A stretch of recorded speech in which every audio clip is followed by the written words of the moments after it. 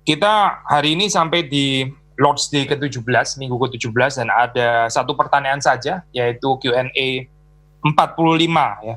Ini adalah tentang kebangkitan Kristus. Sebelumnya mari kita masuk di dalam doa. Tuhan, kami bersyukur Engkau memberkati kehidupan kami. Terima kasih untuk kemarin di mana kami bisa beribadah kepada Tuhan. Ada satu hari perhentian di mana kami bisa menikmati firman Tuhan, menikmati kehadiran Tuhan secara khusus. Kembali pada hari ini kami memasuki minggu yang baru. Kami berdoa supaya Engkau yang memperlengkapi kami dengan firman Tuhan yang berkuasa untuk terus menguduskan kami. Kami berdoa supaya perenungan pada pagi hari ini juga boleh bermanfaat. Dan khususnya ketika kami merenungkan tentang kebangkitan Tuhan, Engkau sendiri yang hadir bersama dengan kami dan memberkati perenungan ini dari awal sampai dengan akhir. Berkati baik hamba-Mu, berkati setiap orang yang mendengar, berkati juga untuk tim Aufi yang melayani sehingga semua bisa berjalan tanpa gangguan. Demi Yesus Kristus kami berdoa. Amin. Kita membaca pertanyaan ke-45 ya. Pertanyaan ke-45.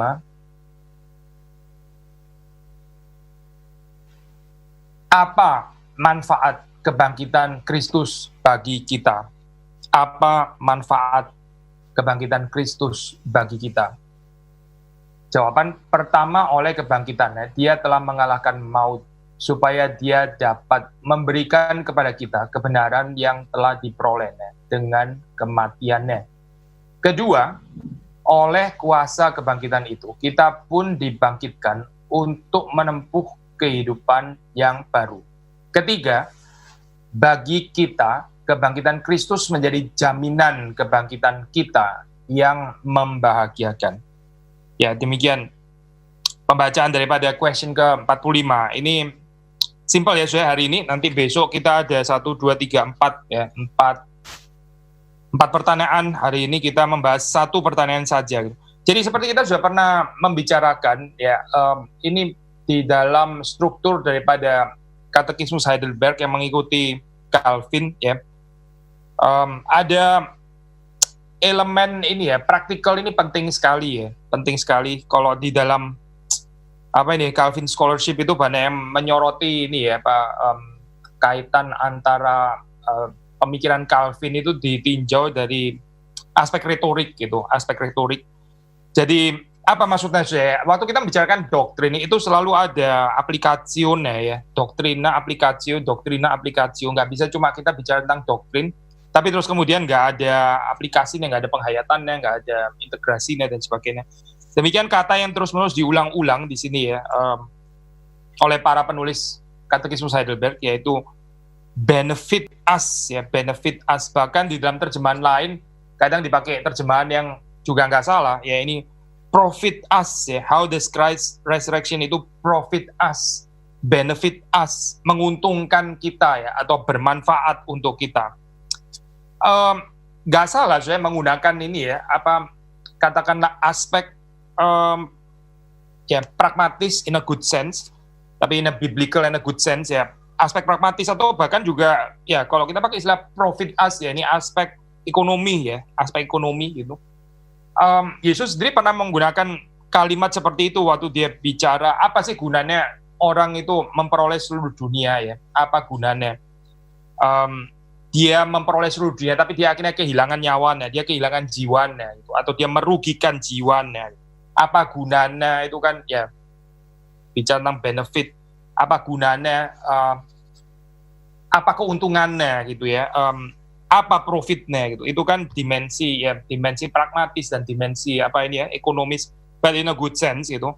Maksudnya begini saya, waktu kita membicarakan tentang doktrin Kristen termasuk ini ya, kebangkitan Kristus gitu, itu memang kita dipanggil untuk bisa menyaksikan manfaat atau kegunaan ya dari doktrin yang kita percaya tersebut. Kalau enggak, ini cuma gini ya, cuma jadi semacam sibolet ya, sudah tahu sibolet gitu, kata-kata sandi ya.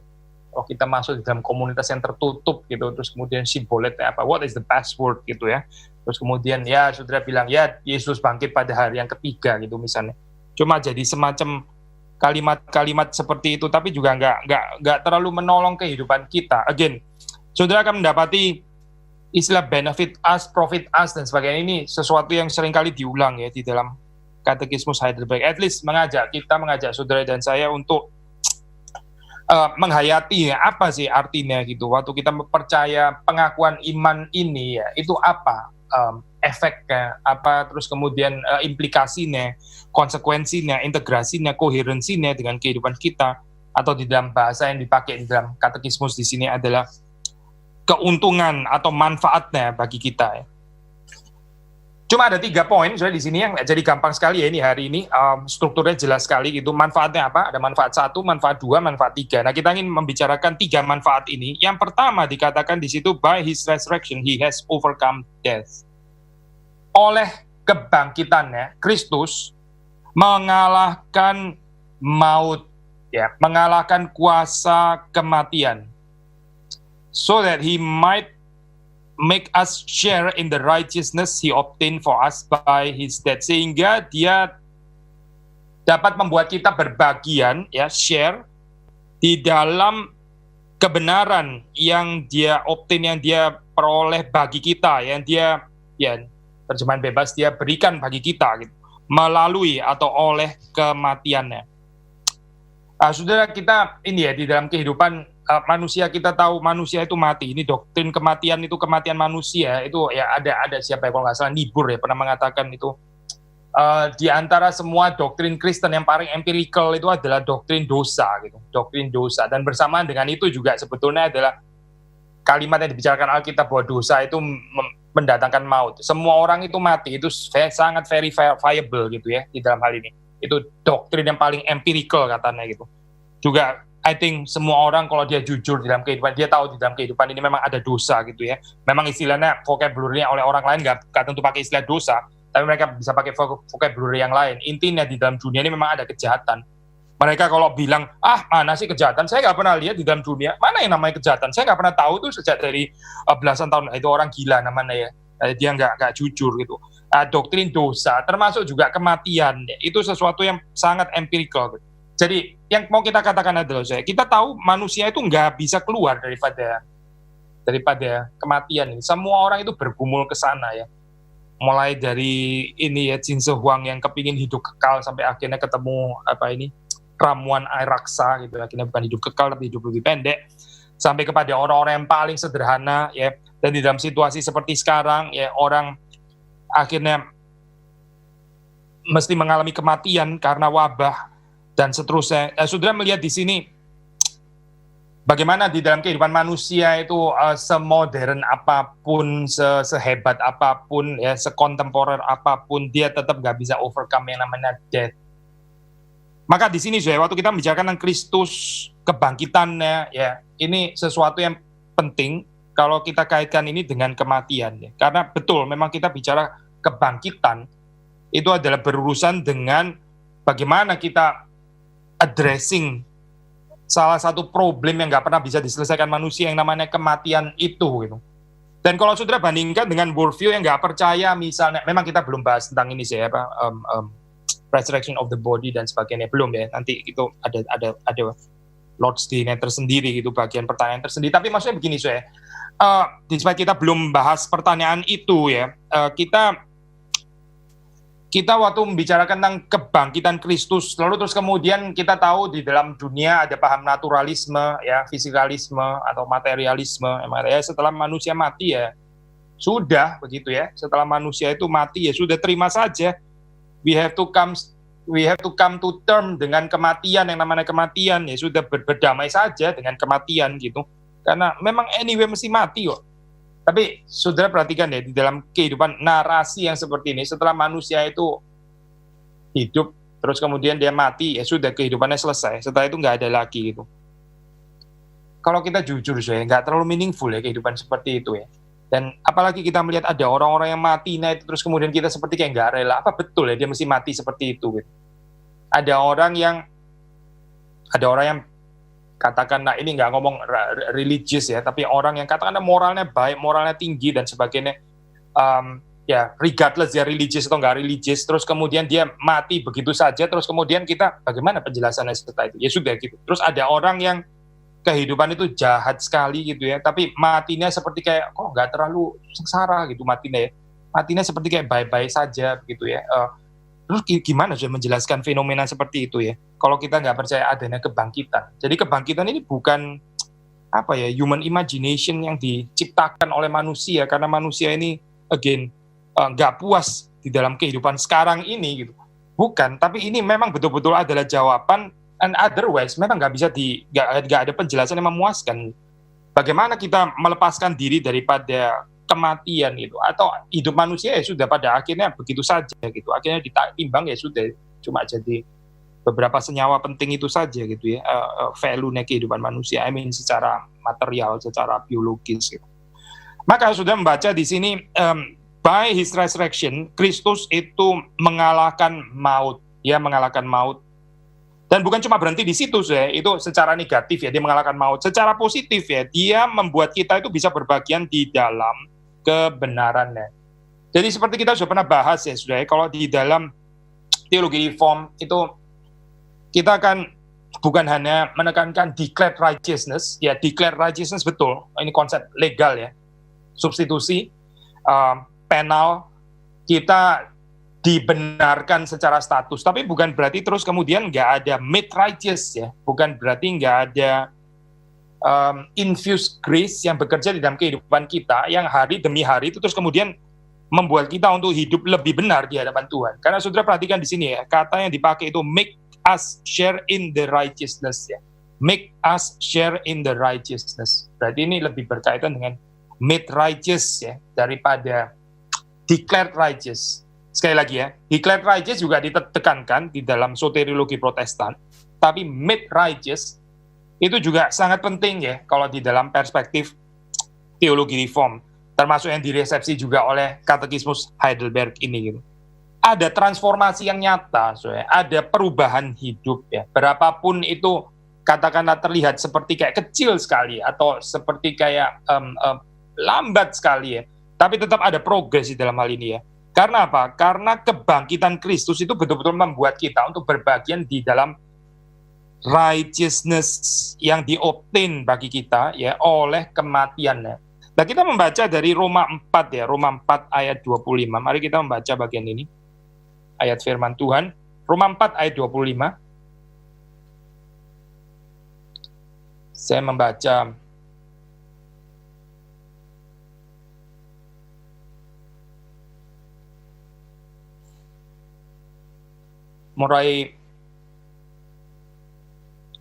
saya baca mulai dari ayat 23 ya. Kata-kata ini, yaitu hal ini diperhitungkan kepadanya tidak ditulis untuk Abraham saja, tapi ditulis juga untuk kita, sebab kepada kita pun Allah memperhitungkannya, karena kita percaya kepada Dia yang telah membangkitkan Yesus, Tuhan kita, dari antara orang mati, yaitu Yesus yang telah diserahkan karena pelanggaran kita dan dibangkitkan karena pembenaran kita. Terutama ayat ke-25 ya, Yesus yang telah diserahkan karena pelanggaran kita, jadi kematiannya itu karena pelanggaran kita, dan dia dibangkitkan karena pembenaran kita ya. Nah, saudara membaca di sini kalau di dalam bahasa Inggris, and was raised again for our justification. Sekali lagi ya, seperti tadi kita sudah katakan, declared righteous memang juga termasuk di sini ya, bukan nggak termasuk. Ini adalah bicara tentang justification ya, bicara tentang pembenaran.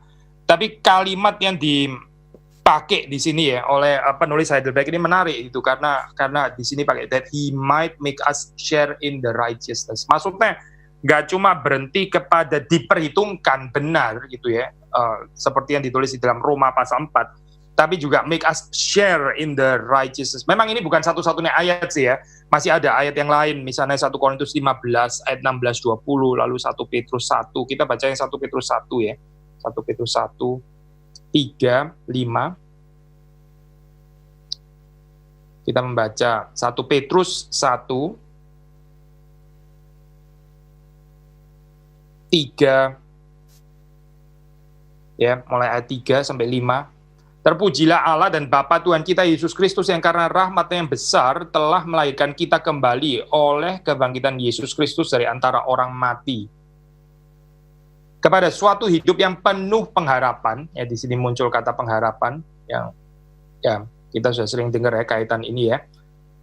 Untuk menerima suatu bagian yang tidak dapat binasa, yang tidak dapat cemar, dan yang tidak dapat layu yang tersimpan di sorga bagi kamu.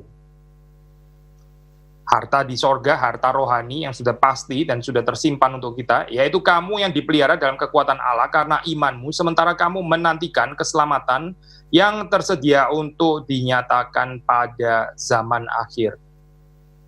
Lalu baru ayat 6 bicara tentang kita bergembira, sekalipun sekarang ini untuk seketika harus berduka cita oleh berbagai pencobaan. Terus kemudian 7, itu semuanya adalah maksudnya untuk membuktikan kemurnian iman kita ya, yang lebih tinggi daripada emas. Lalu ayat 8 bicara tentang bagaimana kehidupan yang mengasihi Kristus ya. Nah, Saudara melihat di sini di dalam Petrus ya juga sama gitu, sangat mirip bicara tentang jaminan ya. Jaminan keselamatan ya, pembenaran kita yang di sini dikatakan sudah tersimpan ya, itu harta yang tersimpan di sorga. Itu bagian yang tidak dapat binasa, tidak cemar, tidak dapat layu, tersimpan di sorga ya bagi kita. Tapi terus kemudian kita bagaimana ya di dalam kehidupan ini kita masih menantikan.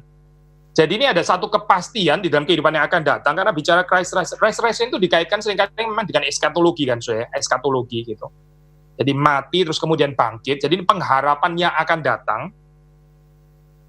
Satu yang pasti ya secara status, tapi di dalam kehidupan ini ya, di dalam kehidupan ini kita berjalan secara dinamis terus-menerus di dalam proses penyempurnaan, yaitu apa? Kalau kita membaca di dalam kalimat yang ditekankan di dalam Katekismus Heidelberg yaitu share in the righteousness Christ obtained for us by his death. Yaitu terus-menerus bagaimana kita berpartisipasi di dalam kebenaran. Declared righteous, yes, tapi juga made righteous. Sekali lagi ya, saya dibenarkan di dalam pengertian justified secara status ya, iya. Tapi juga penekanan ini ya, kita terus-menerus berbagian di dalam kebenarannya, righteousness. Itu penting sekali. Sehingga ada kaitan baik di dalam kepastian, jaminan kehidupan yang akan datang, tapi juga proses yang dialami di dalam kehidupan yang di sini dan sekarang ya. Ada perubahan yang terus-menerus gitu, dikerjakan oleh Roh Kudus. Nah, karena itu kemudian di dalam bagian yang kedua di sini second ya, kedua itu kemudian dikatakan by his power we too are already raised to a new life. Sudah perhatikan di sini tekanan kata already raised ya, already raised. By the way, saya tadi ya kalau sudah membaca di situ baik di dalam variasi Roma ataupun 1 Petrus di situ kan dikatakan Kristus itu dibangkitkan ya.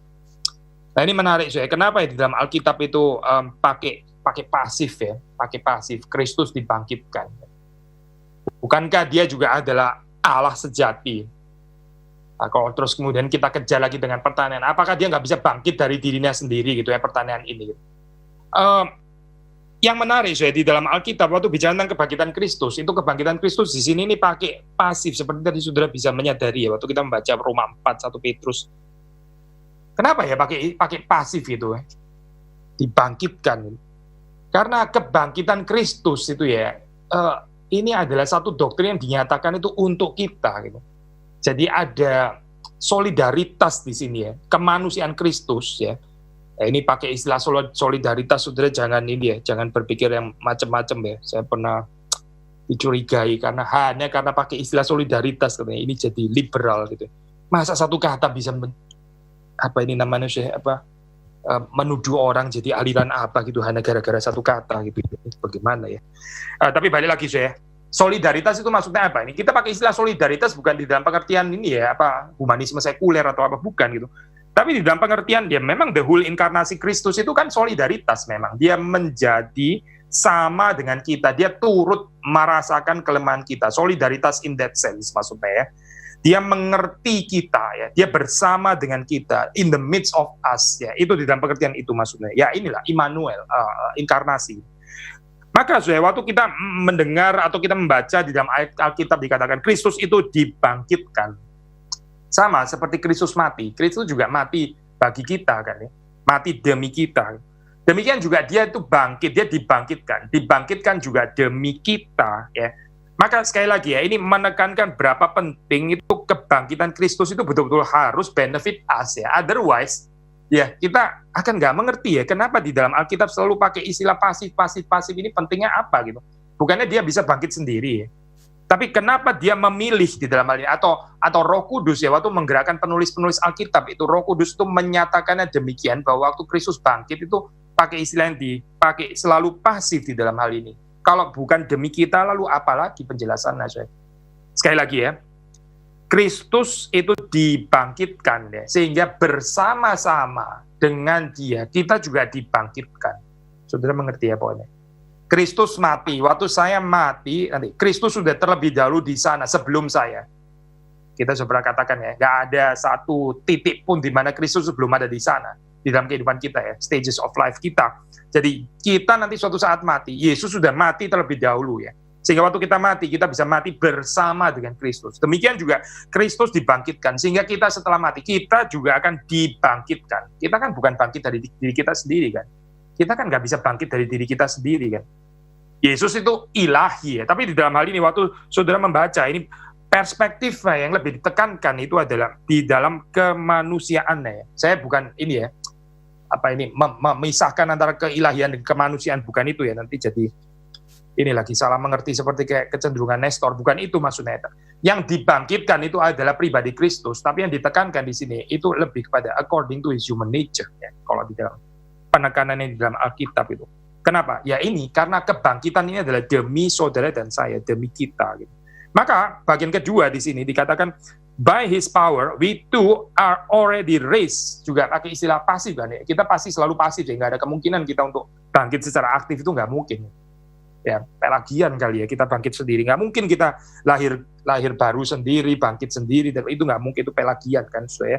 Tapi di dalam Kristus, ya, atau di sini di dalam penggunaan kalimat dipakai oleh kata Kristus, by his power, kita juga sudah dibangkitkan ya kepada hidup yang baru ya, atau untuk hidup yang baru. We are already raised to a new life. Jadi tadi kita mengatakan kepastiannya itu dalam hidup yang akan datang itu seperti Petrus katakan itu tersimpan di sorga ya. Tapi ya kuasa kebangkitannya itu juga bekerja sekarang juga gitu. We are already raised. Ini jangan dimengerti sebagai over-realize eskatologi, seperti kayak kita nggak percaya lagi akan kebangkitan yang akan datang. Bukan, bukan. Ini bicara tentang aspek already ya, seperti sudah tahu kalau di dalam eskatologi Kristen kan kita membicarakan, ya seperti juga diajarkan dalam teologi reform, kita nggak cuma membicarakan tentang not yet, yang tadi kita baca itu not yet gitu ya, tapi kita juga bicara tentang alreadiness, bicara yang sekarang, yang sudah, ya meskipun yang sekarang ini adalah cicipan gitu. Tapi kata Kristus Heidelberg menekankan bahwa kuasa kebangkitannya itu sudah bekerja dan membangkitkan kita, bukan cuma yang akan datang ya. Kalau kita bicara justification itu kesempurnaan itu sudah pasti dan itu yang akan datang ya. Tapi di sini ini sanctification itu sebetulnya sudah bekerja. Nah ini menarik, struktur seperti ini saya nggak tahu ya. Ini saya membawakan seperti ini mungkin agak sedikit rumit atau apa ya. Tapi kalau saudara melihat, maksudnya begini ini kan bagian pertama ya, bagian first-nya itu kan seperti tadi kita sudah baca. Ayat-ayat yang dikutip itu kan terutama berkaitan dengan declared righteous ya, terutama berkaitan dengan justification ya. Dan itu justru dikaitkan dengan yang akan datang. Justification itu yang akan datang gitu. Tapi itu pasti ya, karena pasti yang akan datang ya berarti kita bisa mengaminkan di sini dan sekarang juga. Nah sekarang saudara perhatikan, waktu bicara tentang ini ya, a new life ya, new life, ini kan di sini dan sekarang kan ya. Ini kan bicara tentang sanctification. Dan sudah tahu selama di dalam dunia ini kan memang kita belum sempurna ya. Tapi ini justru bicara yang already. Saudara tangkap nggak ini ya? Apa paradoks seperti ini ya? Biasanya kan kita bicara justification sekarang gitu ya. Tapi sanctification ini ya ini terus gitu ya. Belum. Ini cara berpikir yang lebih sederhana. Tapi di dalam penulis daripada Katekismus Heidelberg, waktu dia membicarakan tentang sanctification, ya dia sanctification itu yang sekarang. Justification-nya dibicarakan yang nanti gitu. Menarik, ini saya spontaneously teringat dengan ini ya Pak. Ya memang bukan ordo salutis ya, tanda kutip lah ya. Kalau sudah membaca di dalam buku Institut Ketiga Johannes Calvin ya, Di situ dia bicara repentance terlebih dahulu, meaning itu sanctification sebetulnya. Di situ bicara tentang Christian life ya, regeneration, repentance itu. Setelah bicara tentang faith, itu dibicarakan terlebih dahulu. Baru setelah itu menyusul chapter justification. Ya, jadi kalau saudara melihat urutannya, dia nggak bicara justification dulu, baru sanctification gitu. Itu rather Melanchthon gitu ya, yang Lutheran dalam hal ini ya.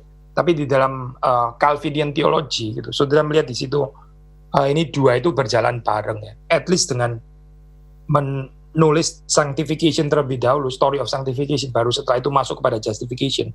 Setidaknya itu mau menyatakan itu bukan di dalam urutan justification gitu ya. Dulu ya, itu harus beres dulu, terus kemudian baru sanctification. Itu Melanchthonian sudah strukturnya. Well, Heidelberg Catechismus itu sebetulnya juga sangat banyak Melanchthonian sih. Tapi di dalam bagian ini menarik ya, kalau saudara teliti gitu, first dan second-nya itu, first-nya itu bicara justification, ya betul juga kan. Second itu bicara tentang sanctification. Jadi anyway, ini Melanchthonian gitu. Tapi secara isinya ya, itu waktu bicara justification itu bicara kepastian, at least ayat-ayat yang dikutip itu kepada hidup yang akan datang. Justification ditaruh kepada yang akan datang ya.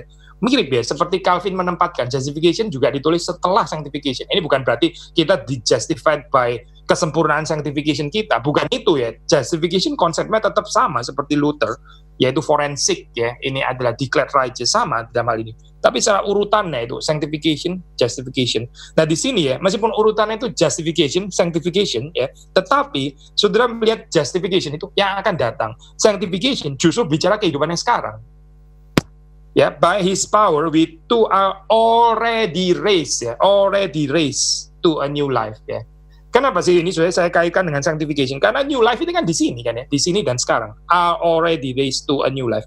Kalau sudah membaca ya, ayat yang dikutip, misalnya Roma 6 ya, ini jelas sekali kalau sudah membaca dalam konteks yang dirujuk ya oleh penulis Heidelberg.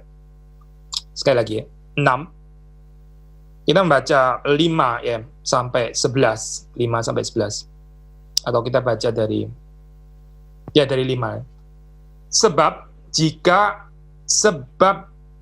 kita telah menjadi satu dengan apa yang sama dengan kematiannya, kita juga akan menjadi satu dengan apa yang sama dengan kebangkitannya. Ya, paralel kematian kebangkitan jelas ya. Karena kita tahu bahwa manusia lama kita telah turut disalibkan, supaya tubuh dosa kita hilang kuasanya, agar jangan kita menghambakan diri lagi kepada dosa. Nah, kalau sudah membaca seperti ayat ke-6 ini ya, menurut saudara ini baru terjadi di sorga atau sudah bisa terjadi di sini dan sekarang? New life ini. Jelas di sini dan sekarang kan ya. Sekali lagi saya baca ya 6 ya. Karena kita tahu bahwa manusia lama kita telah turut disalibkan, supaya tubuh dosa kita hilang kuasanya, agar jangan kita menghambakan diri lagi kepada dosa. Sudah dialami di sini dan sekarang kan ya. Sebab siapa yang telah mati, ia telah bebas dari dosa. Jadi jika kita telah mati dengan Kristus, kita percaya bahwa kita akan hidup juga dengan Dia. Karena kita tahu bahwa Kristus sudah ia bangkit dari antara orang mati, tidak mati lagi, maut tidak berkuasa lagi atas Dia. Sebab kematiannya adalah kematian terhadap dosa, satu kali dan untuk selama-lamanya.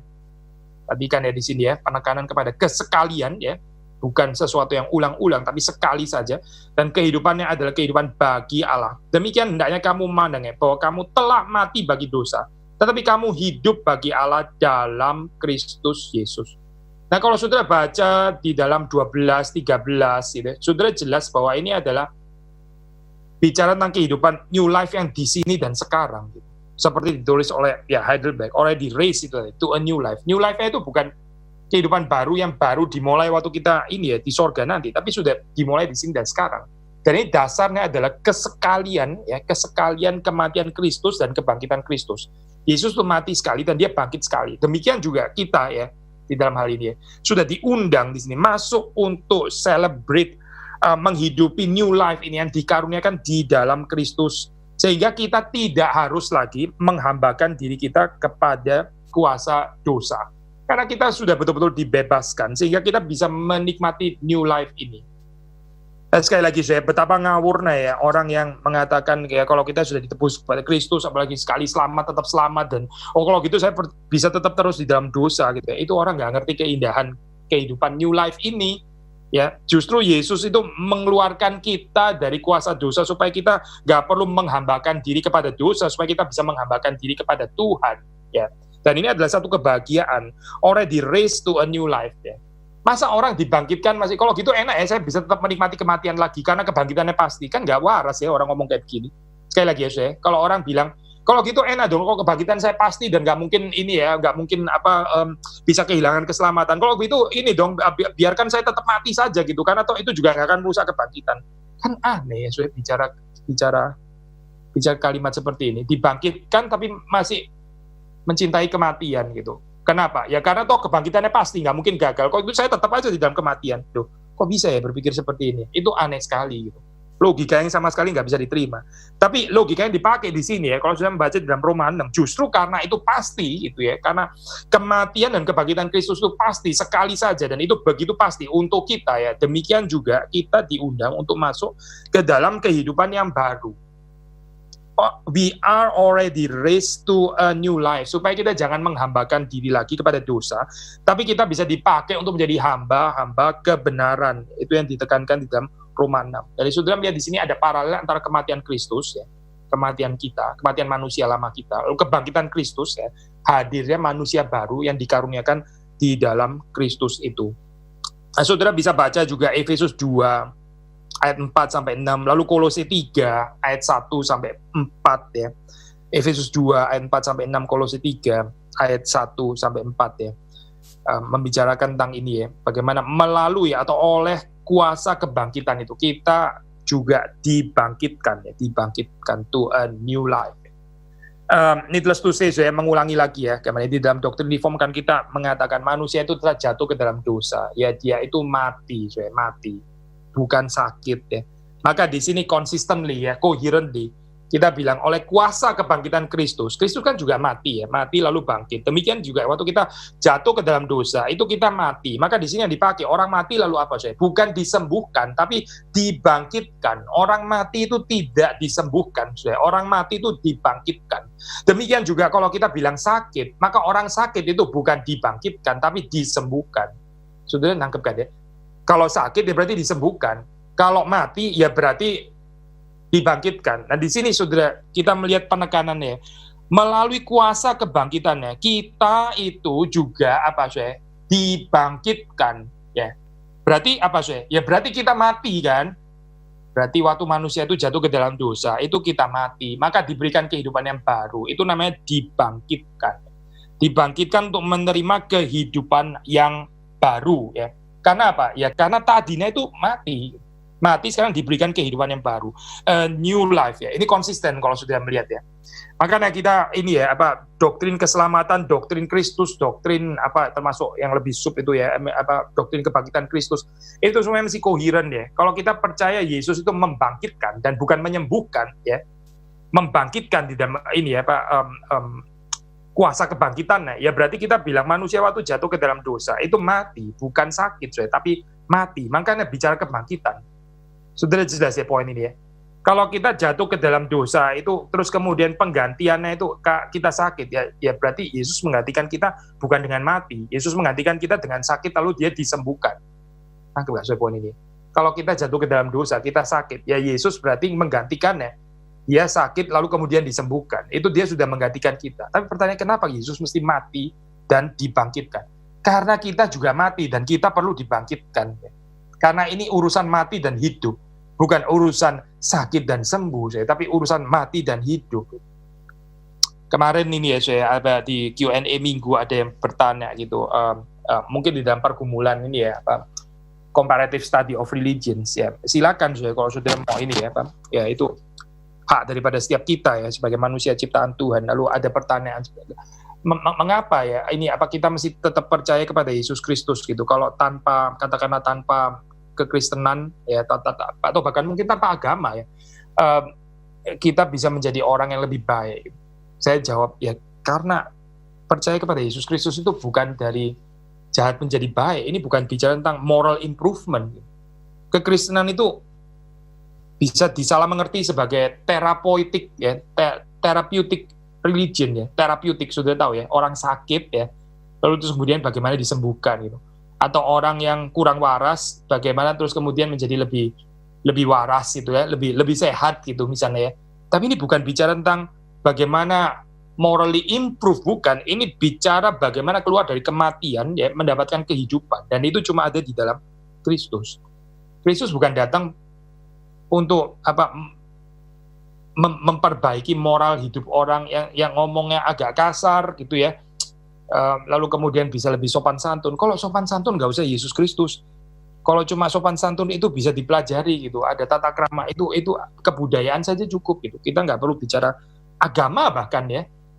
Mungkin yang non agama pun juga bisa mengajarkan itu. Tapi kalau kita bicara tentang Yesus Kristus, kita bicara tentang bagaimana keluar daripada kematian dan ditarik kepada kehidupan ya, melalui kuasa kebangkitan atau oleh kuasa kebangkitan Kristus. Yang ketiga, the third, Christ's resurrection is a sure pledge to us of our blessed resurrection. Jadi sudah melihat di sini di dalam pengertian ini, Kristus itu bangkit ya. Dia adalah buah sulung ya. Dia ini adalah sure pledge, apa ya terjemahan bahasa Indonesia ya? Sebentar ya. Satu apa yang dipakai di sini ya? Kebangkitan Kristus menjadi jaminan ya, cuma pakai istilah jaminan ya, sure pledge ya. Jaminan yang pasti gitu ya, jaminan yang pasti kebangkitan kita yang membahagiakan. Jadi karena Kristus bangkit, maka kita percaya ya, kita yang percaya di dalam Kristus, kita juga akan mengalami kebangkitan ya, karena kebangkitan Kristus itu sudah terjadi dan itu sesuatu yang pasti. Maka kita juga akan mengalami kebangkitan. Jadi ini adalah buah sulung seperti ditulis di dalam 1 Korintus 15 ya. Kalau kita membaca 1 Korintus 15, mari kita membaca bagian ini. Satu pasal yang penting bicara tentang kebangkitan ya. Jadi saya sudah pernah jelaskan ya, ini apa 1 Korintus 15 ini overrealize eskatologi gitu, sampai mereka nggak rasa perlu lagi percaya kebangkitan, tapi terus kemudian Paulus menegur mereka. Saya baca mulai dari ayat 12, agak panjang ya, sampai 23. Jadi bila mana kami beritakan bahwa Kristus dibangkitkan dari antara orang mati, bagaimana mungkin ada di antara kamu yang mengatakan bahwa tidak ada kebangkitan orang mati? Kalau tidak ada kebangkitan orang mati, maka Kristus juga tidak dibangkitkan. Ya, sederhanalah logik ini ya. Tetapi andai kata Kristus tidak dibangkitkan, maka sia-sialah pemberitaan kami dan sia-sialah juga kepercayaan kamu. Sudah perhatikan kalimat ini ya. Kalau kita cuma bicara Kristus mati, tapi terus kemudian kita nggak mengakui kebangkitannya, ya sudah, itu cuma menjadi satu cerita ini ya, yang highly sentimental, cerita pengorbanan ya, sedikit mirip dengan ini Avengers Endgame, di mana Mr. Stark mati, sedih gitu dan sebagainya. Ya cuma sampai di dalam cerita itu saja gitu. Terus nggak ada terusannya, nggak ada pengharapannya. Ya just comes to term lah. Yang mati ya sudah mati, sudah dia nggak balik lagi dan sebagainya. Itu yang dibilang Paulus, sia-sia ya. Kepercayaan kamu itu sia-sia. Kalau cuma digerakkan oleh cerita-cerita sentimental kayak begitu, itu kepercayaan yang sia-sia, katanya Paulus. Lebih daripada itu, kami ternyata berdusta terhadap Allah karena tentang Dia kami katakan bahwa Ia telah membangkitkan Kristus padahal Ia tidak membangkitkannya. Kalau andai kata benar bahwa orang mati tidak dibangkitkan. Jadi Paulus di sini berpolemik, dia menjelaskan, dia argue back ya dengan terhadap kepercayaan orang Korintus ya, nggak percaya kebangkitan itu. Sebab jika benar orang mati tidak dibangkitkan, maka Kristus juga tidak dibangkitkan. Dan jika Kristus tidak dibangkitkan, maka sia-sialah kepercayaan kamu dan kamu masih hidup dalam dosamu. Nah ini dosa ya. Sia-sia karena apa? Karena kita nggak ada pertolongan untuk keluar daripada kematian rohani itu tadi. Kalau Yesus hanya mati saja, ya berarti dia sama, ditelan, di-overcome by death. Tapi dia sendiri nggak bisa overcome death. Kalau begitu bagaimana? Ya sudah, kita tetap diperhamba di dalam dosa. Orang yang nggak percaya kebangkitan Kristus, itu berarti tetap terus di dalam manusia lamanya. Nggak ada pengharapan di dalam hal ini. Ini bukan cuma bicara tentang kehidupan yang akan datang. Oh, berarti ntar dia nggak ada kehidupannya setelah itu, gitu ya. Tapi ini berkaitan dengan kehidupan yang di sini dan sekarang. Kalau kita nggak percaya kebangkitan Kristus, berarti apa, Ya berarti kita terus di dalam manusia lama. Yang menguasai kita adalah keinginan daging, ya, dosa, sinful desire, ya itu akan terus menghasilkan ini ya Pak, yang terus dibuai, akhirnya berujung kepada kebinasaan, karena dosa itu membawa kepada maut, dan kita terus-menerus akan memperhambakan diri kita kepada dosa. Sekali lagi ya, nggak percaya Yesus Kristus bangkit, ya Kalau nggak percaya, ya berarti katanya Paulus, kita tetap mati, ya kita tetap di dalam dosa kita, ya kita hidup di dalam dosa, ya alias mati ini. Maka 18 terus ya, demikian binasa juga orang-orang yang mati dalam Kristus. Jikalau kita hanya dalam hidup ini saja menaruh pengharapan pada Kristus, maka kita adalah orang-orang yang paling malang dari segala manusia. Sudah tahu ya, di dalam perjanjian di dalam gereja awal seperti kita tahu kan, memang banyak orang mati martir for nothing. Setelah itu mereka selesai gitu ya, konyol sekali gitu. Ya, jadi apa di dalam gambaran seperti ini gitu? Kita mau dapat gambaran heroic religion gitu. Heroic religion nggak terlalu menarik soalnya untuk dihidupi. Bukan itu maksudnya. Kalau cuma sekedar mau dapat heroic religion, nggak usah kekristenan soalnya. Yang lain juga bisa gitu. Gambaran. Even ini pakai saja komik-komik gitu. Itu juga heroic religion gitu. Maksudnya bisa menghidupi cerita kayak begitu kan. Tadi seperti Mr. Stark itu tadi. Ya itu aja cerita hidup kayak begitu aja. Itu juga heroik kan.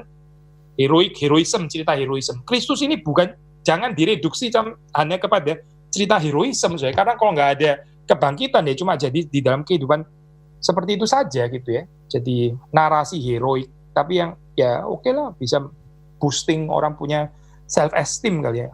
I'm the hero gitu misalnya. Saya juga berbagian di dalam cerita hero dan seterusnya. Tapi nggak kemana-mana. Menurut Paulus tetap ya di dalam lingkaran itu saja gitu. Paling malang dari segala manusia. Tapi terus kemudian 20, tetapi yang benar ialah bahwa Kristus telah dibangkitkan dari antara orang mati sebagai yang sulung dari orang-orang yang telah meninggal. Dia itu sure pledge to us of our blessed resurrection. Sebab sama seperti maut datang karena satu orang manusia, demikian juga kebangkitan orang mati datang karena satu orang manusia. Karena sama seperti semua orang mati dalam persekutuan dengan Adam, demikian pula semua orang akan dihidupkan kembali. Saudara perhatikan ya, juga pasif kan ya, dihidupkan kembali ya. Kristus itu kebangkitannya itu pasif ya, dibangkitkan. Di sini kita juga dibangkitkan, dihidupkan kembali. Jadi kita saudara tahu di situ kenapa pakai pasif ya. Solidaritas demi kita ya. Ini dia menjadi sama dengan kita. Dia mati sama dengan kita. Dia dibangkitkan juga sama dengan kita ya. 23, tetapi tiap-tiap orang menurut urutannya Kristus sebagai buah sulung, sesudah itu mereka yang menjadi miliknya pada waktu kedatangannya. Ya, ayat 22 ini kan ayat yang terkenal ya. Sama seperti semua orang mati dalam persekutuan dengan Adam, demikian pula semua orang akan dihidupkan kembali dalam persekutuan dengan Kristus. Di dalam Adam kita semua mati ya, di dalam Kristus kita hidup atau kita dibangkitkan. Nah demikian saya di dalam Lord's Day ke-17 atau kita bicara tentang kebangkitan Kristus. Yesus itu bangkit pertama ya, dia mengalahkan kuasa maut supaya kita boleh berbagian di dalam kebenarannya ya. Tapi ayat-ayat kemudian yang dirujuk bicara tentang justification, bicara tentang declare righteousness ya, at least Roma 4, 1 Petrus 1. Lalu kemudian kedua, by his power we too are already raised to a new life. Ini bicara tentang sanctification, kehidupan di sini dan sekarang ya. Roma 6, 5 sampai 11 bicara mortification of sin ya. Manusia lama kita itu telah turut disalibkan bersama dengan Kristus sehingga kita boleh menikmati kehidupan baru yang diberikan di dalam Kristus. Dan yang ketiga, kebangkitan Kristus itu adalah a sure pledge, jaminan yang pasti ya, jaminan yang pasti akan kebangkitan yang akan datang. Di sini ini kita masih mencicipi ya. Di sini belum pleroma, belum segala kepenuhannya. Tapi di sini nih kita sudah mencicipi, ada alreadiness di sini. Dan yang akan datang itu adalah sesuatu yang pasti ya. Sama pastinya. Yesus bangkit itu satu kepastian ya. Demikian juga kita nanti akan dibangkitkan. Itu adalah sesuatu yang pasti itu. Sepasti kebangkitan Yesus Kristus. Mungkin saya tambah satu poin lagi di dalam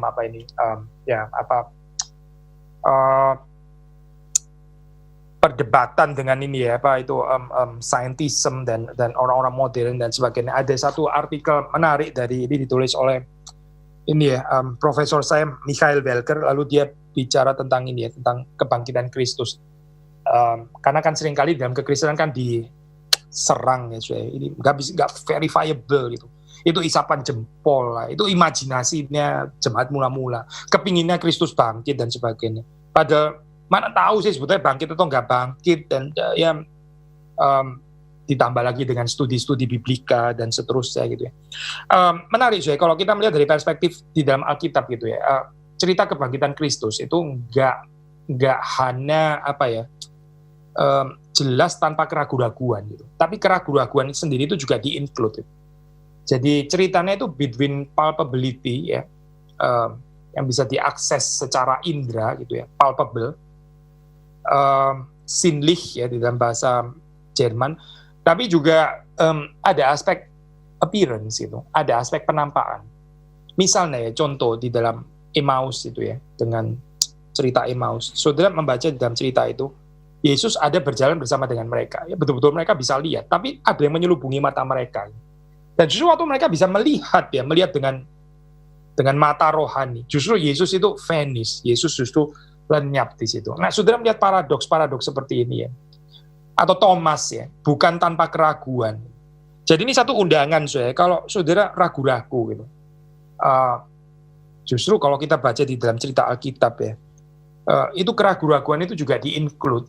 Keraguan-raguan itu di-include di dalam cerita kebangkitan. Kebangkitan itu bukan sesuatu yang didemonstrasikan. Sampai orang itu bagaimana ya, mau nggak mau ya, harus percaya gitu misalnya. Bukan saya, itu kekristenan itu bukan triumfalisme, bukan gitu.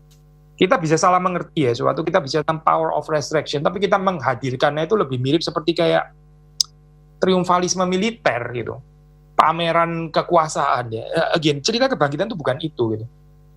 Tapi tetap di dalam satu ini ya,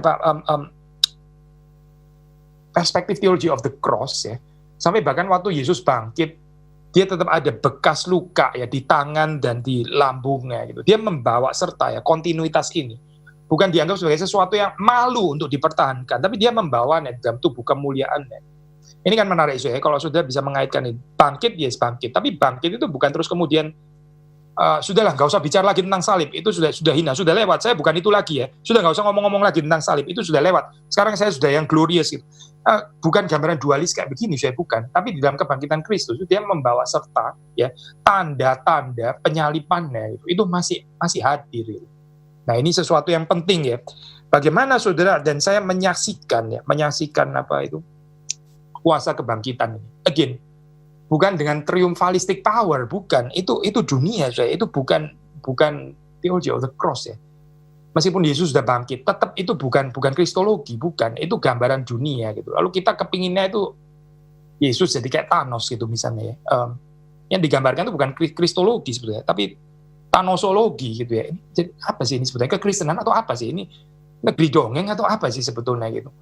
Jadi salah mengerti ya waktu bicara tentang kebangkitan gitu. Kita berusaha untuk impress dunia ini dengan kekuatan-kekuatan dan kemuliaan-kemuliaan, kuasa-kuasa seperti yang diterima oleh dunia ini. Tapi sementara waktu kita baca di dalam Alkitab ya, Yesus bangkitnya bukan dengan cara seperti itu loh. Dia bukan terus kemudian menyulap si Farisi yang munafik itu semuanya jadi kodok gitu misalnya. Gak ada cerita itu, saya gak ada. Itu kan cerita ini ya, cerita negeri dongeng gitu mungkin ya, seperti itu ceritanya. Tapi itu kan bukan cerita kebangkitannya Kristus, bukan. Ini serius loh, saya bukan cuma joke gitu. Tapi banyak orang kok lebih tertarik dengan cerita ini ya, cerita kodok-kodok itu tadi kayaknya gitu. Mereka ini baca Alkitab atau mereka baca cerita Prince Charming atau apa sih sebetulnya gitu. Sehingga kristologi kita itu jadi ngaco akhirnya gitu. Gambaran power resurrection itu bukan membicarakan dari perspektif teologi krucis, dari perspektif salib, hiddenness dan sebagainya, tapi disajikan demikian rupa untuk mengesankan dunia dengan cara-cara dunia. Ya. Tapi tadi ya balik kepada artikel yang ditulis oleh ini tadi Belker gitu ya. Ada palpability. Iya, memang ada aspek ini ya.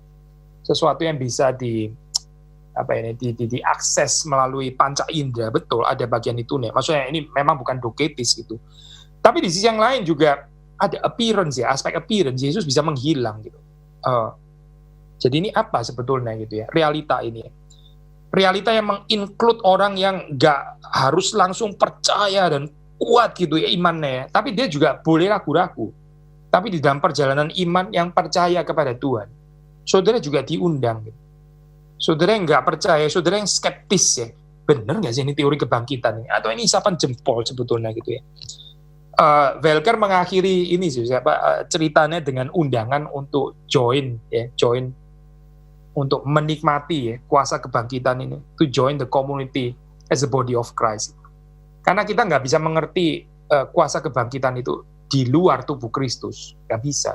Ini bukan sesuatu yang di-verify ya, yang verifiable by way of objective scientism gitu ya, misalnya ya. Regardless kita percaya nggak percaya, tapi harus bisa verifiable secara objektif gitu ya. Tapi ini sesuatu yang kita mengerti waktu kita berbagian di dalamnya, waktu kita participate ya, waktu kita share in his righteousness itu tadi seperti dikatakan oleh Heidelberg. Di dalam komunitas gereja, bukan tanpa komunitas orang percaya. Nah, disitulah kita menghayati new life itu gitu. Manusia lama kita yang terus-menerus ditanggalkan, terus disalibkan bersama dengan Kristus ya. Lalu kemudian manusia baru kita ya, yang diberikan di dalam Kristus. Ya, ini loh kita mengalaminya ya. Kita aspek empirical kalau sudah mau tetap pakai istilah ini ya, itu di dalam komunitas tubuh Kristus dan bukan tanpa tubuh Kristus ya. Maka di dalam konsep seperti ini bagi kita ya saudara yang mungkin masih ragu-ragu ya silakan bergumul gitu. Jujurlah di hadapan Tuhan. Tapi sekali lagi kebangkitan ini menghadirkan satu narasi yang beautiful di dalam kehidupan manusia. Karena kita nggak perlu lagi memperhambakan diri kita kepada keinginan-keinginan yang berdosa yang kita nggak pernah bisa keluar daripadanya. Kita diundang untuk menikmati kemerdekaan yang sesungguhnya. Kemerdekaan itu hanya ada di dalam Yesus Kristus. Kiranya Tuhan memberkati kita semua. Oh, ada pertanyaan masuk ya ternyata ya. Selamat pagi, saya mau tanya, apakah perbedaan antara kebangkitan Kristen dan konsep reinkarnasi? Kalau di dalam perspektif Kristen bukan reinkarnasi ya, maksudnya kita setelah kita hidup lalu kemudian kita mati, setelah itu bukan reinkarnasi, tapi kita bersama dengan Kristus gitu. Jadi ceritanya sama ini Yesus itu kan mati sekali, lalu terus kemudian dia dibangkitkan juga sekali kan, kembali kepada Bapa. Demikian juga saudara dan saya, setelah kita ini mati, lalu kita dibangkitkan di dalam Kristus, kita juga bersama dengan Kristus, bersama dengan Bapa di Firdaus ya. Jadi bukan reinkarnasi. Kalau reinkarnasi ya berarti bukan di dalam Kristus. Karena di dalam Kristus kan hanya sekali. Manusia hidup sekali, lalu mati sekali, dan di dalam Kristus dia juga dibangkitkan sekali ya. Jadi bukan berulang kali gitu. Kalau berulang kali ya berarti itu bukan cerita, bukan narasi kematian dan kebangkitan Kristus. Jadi memang ada beda seperti saudara katakan di sini ya. Bagaimana saya memahami dengan benar dalam kurung tanpa polemik bahwa jaminan keselamatan yang tidak dapat layu dengan penghakiman akhir di mana setiap orang harus mempertanggungjawabkan perbuatan masing-masing, entah baik, entah jahat. Ya, ini mungkin saudara yang sama yang tanya di Q&A minggu kemarin. Again, memang nggak harus ada kontradiksi di sini. Ya, seperti saudara katakan juga nggak perlu polemik ya. Setiap orang akan dihakimi ya menurut perbuatan. Jadi orang yang beriman sejati ya, orang yang mendapatkan kasih karunia, itu keselamatan yang tidak dapat layu seperti dinyatakan di dalam kitab suci ya.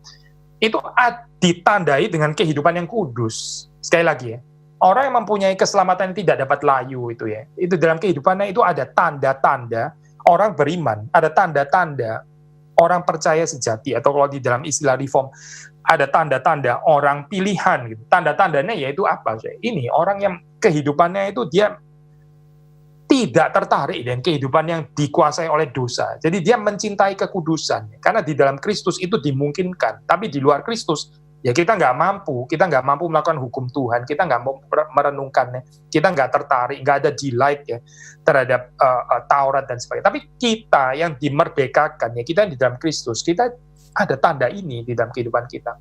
Sehingga ini ya menghasilkan juga kehidupan yang akhirnya ada buah roh ya, itu kasih, sukacita, damai sejahtera. Dan termasuk juga kehidupannya juga ada good works di dalam hal ini. Coba saudara baca ini ya, Matius.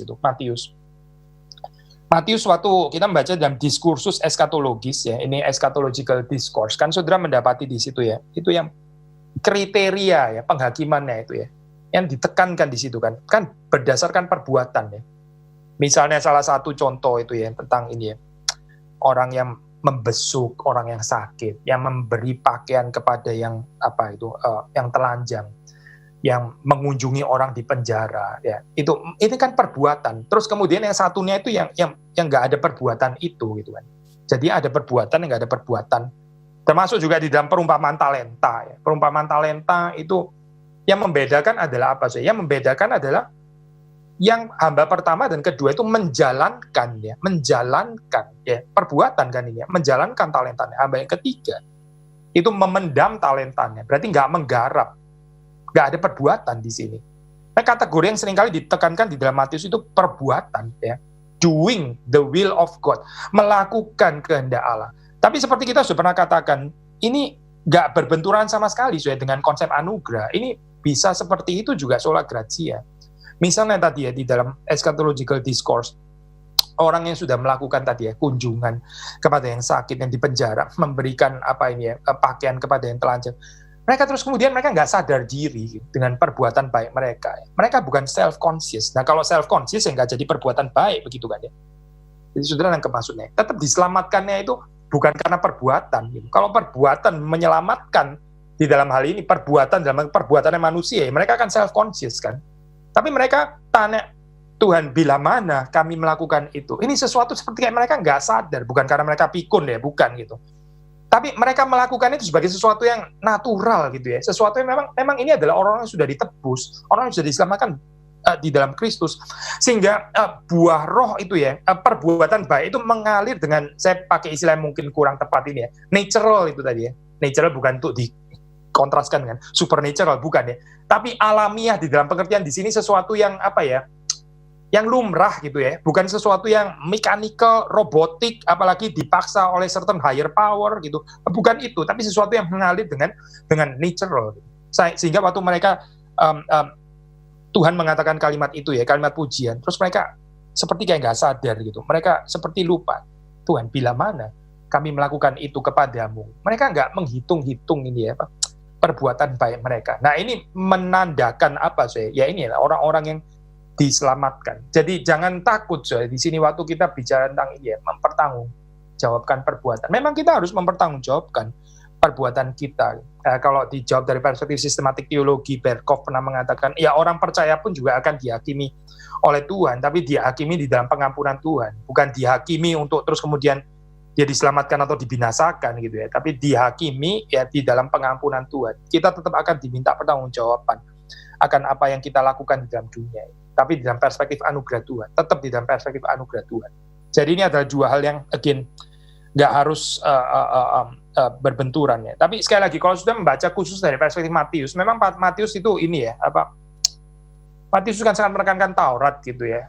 Di dalam teologinya itu, etiknya itu seperti dikemukakan oleh Udo Schnelle, etiknya Matius itu berpikirnya itu adalah reward and punishment ya, reward and punishment. Itu bisa dimengerti secara positif ya, nggak harus selalu dimengerti secara negatif gitu. Dan ini again kalau kita kaitkan dengan teologi perjanjian lama ya, dari perspektif biblical theology ya, ini highly deuteronomic sebetulnya ya. Kematian itu deuteronomistik ya. Ya waktu bicara ini tentang etika reward and punishment gitu. Makanya membicarakan banyak sekali tentang perbuatan. But again, despite gambaran yang sangat kuat ditekankan seperti ini, tetap nggak bukan meniadakan konsep anugerah atau nggak percaya kepada pentingnya iman gitu misalnya, bukan. Ini in agreement dengan soteriologinya Paulus ya, tapi berbeda penekanan ya. Sekali lagi berbeda penekanan. Tuhan memberkati kita semua.